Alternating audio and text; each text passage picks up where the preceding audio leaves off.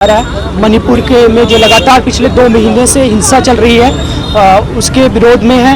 और जो हाल ही में जो एक इंसिडेंट जिसमें वायरल वीडियो हुआ है, जिसमें हम देख रहे हैं कि जो मणिपुर की 2 बेटियां हैं उनको किस प्रकार से नंगन अवस्था में जो मॉब है वो पहले तो उनको रोड पर सड़कों पर नंगे होकर घुमा रहा है और उनके साथ बाद में गैंग रेप की भी जो घटना सामने आई है वो काफ़ी शर्मनाक है। पूरे देश को इसने शर्मसार किया है।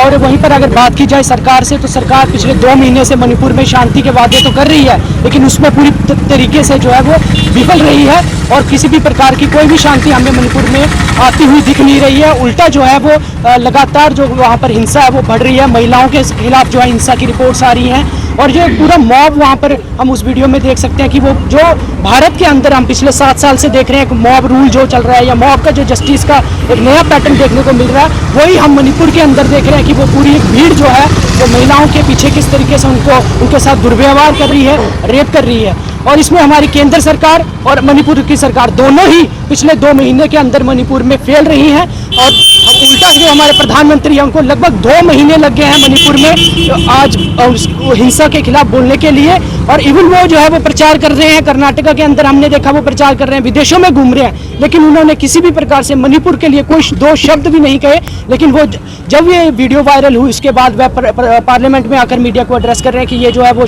घटना बड़ी शर्मनाक है। लेकिन मैं पूछना चाहता हूं कि प्रधानमंत्री जी पिछले 2 महीने से कहां थे जब मणिपुर जो है वो पूरा जल रहा है। लगभग 200 के करीब मौतें हो चुकी हैं, 60,000 के करीब जो लोग हैं वो जो विस्थापित हो चुके हैं और महिलाओं के खिलाफ इतनी बड़े तादाद पर वो जहां पर हिंसा हो रही है और उसमें हमारी केंद्र सरकार और राज्य सरकार विफल रही है। हम यही मांग कर रहे हैं कि मणिपुर में जो है वो शांति बहाल हो, महिलाओं के खिलाफ जो अत्याचार के वहाँ मामले आ रहे हैं उनको संज्ञान में लेते हुए उचित कार्रवाई की जाए। और जो वहाँ के चीफ मिनिस्टर हैं एन वीरेन सिंह, हम उनका इस्तीफा मांगते हैं, या तो उनको डिसमिस किया जाए या वो रिजाइन करें, क्योंकि वो लगातार एक ग्रुप को जो है वो फेवर कर रहे हैं। वहाँ पर कुकी समुदाय को वहाँ पर जो है वो टारगेट किया जा रहा है। लगातार 2 महीने के अंदर पुलिस जो है वो बिल्कुल तरीके से विफल रही है और वो सेलेक्टिव जो है अप्रोच अपना रही है कार्रवाई करने के मामले में भी। तो ये पूरा जो है मामला है ये काफ़ी संगीन मामला है। इसमें केंद्र सरकार और राज्य सरकार दोनों को ही उचित स्टेप लेने चाहिए और वहाँ पर हिंसा जो हो रही है उसको रोकने के लिए प्रयास करना चाहिए। प्रोटेस्ट है ये जेजेएम द्वारा किया जा रहा है।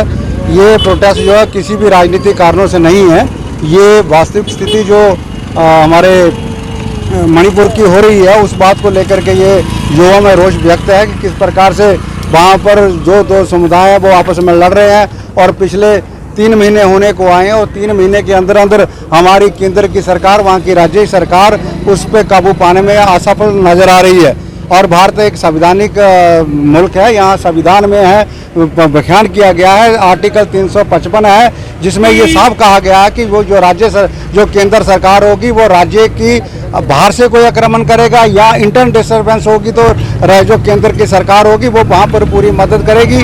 और 356 लगा करके उसको डिसमिस भी किया जा सकता है जब राज्य सरकार जो है वो अपना जो रिस्पॉन्सिबिलिटी है और अपनी ड्यूटी परफॉर्म प्रॉपर नहीं कर पाई है। तो हमारी ये मांग है कि उनको डिसमिस किया जाना चाहिए। इससे एक अति संवेदनशील राज्य था और इसको इस तरीके ग्रेजुअल तरीके से इसको डील किया जा रहा है। और जो वहाँ पर जिस प्रकार का काम हो रहा है, हमारी महिलाओं को जिस तरीके से उनकी बेइज्जती की गई है, जो पूरी दुनिया में भारत का नाक कट गया है और शर्मसार हो पूरा देश हो रहा है, पूरी मानवता शर्मसार हो रही है जिस प्रकार का वहाँ पर काम हो रहा है। और मुट्ठी भर लोगों को इसका कोई संज्ञान ही नहीं रहे हैं, उनको कोई तकलीफ ही नहीं हो रही है। ये बहुत वेदना की पीड़ा है और इस जंगल राज के खिलाफ हम लोगों का रोष है और हम चाहते हैं कि सरकार जल्दी से जल्दी वहाँ पर कार्रवाई करे और कम से कम वो वहाँ की सरकार को इमीडिएट डिसमिस करना चाहिए। पक्षपाती सरकार है, फेलियर सरकार है और सरकार को चेतावनी और देते हैं, ये भी वार्न भी करते हैं कि सरकार जो है जल्दी से जल्दी पूर्णतः वहाँ पर शांति बहाल करे और दोषियों के खिलाफ कार्रवाई करे।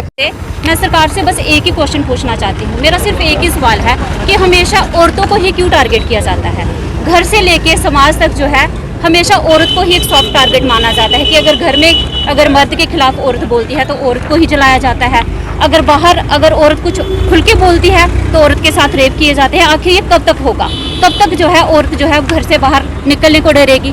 शाम के 7 बजे के बाद क्या होता है कि औरत घर से बाहर निकलना बंद कर देती है। वो डरती है कि अगर वो बाहर जाएगी तो उसके साथ पता नहीं क्या हो जाएगा। मैं बस समाज से, मोदी सरकार से, मोदी जी से बस एक ही सवाल पूछना चाहती हूँ कि वो इस युग को स्वर्ण युग का नाम दे रहे हैं कि ये स्वर्ण युग है। अगर ये स्वर्ण युग है तो फिर बुरा युग जो है, बुरा टाइम जो है वो कब होगा। बिल्कुल नहीं, मैं तो नहीं समझती हूँ कि बेटियां जो है सुरक्षित हैं, बिल्कुल भी सेफ नहीं हैं। आप देखते हैं कि दिन ब दिन अगर उनके खिलाफ जो है जुल्म जो है वो बढ़ता ही जा रहा है। पहले बिल्कुल थोड़ा सा कम दिखता था, वो पता नहीं मीडिया नहीं था तब इसकी वजह से, लेकिन अब तो हर रोज न्यूज़पेपर्स में, अखबार में, मीडिया में बस यही न्यूज़ सुनने को मिलती हैं।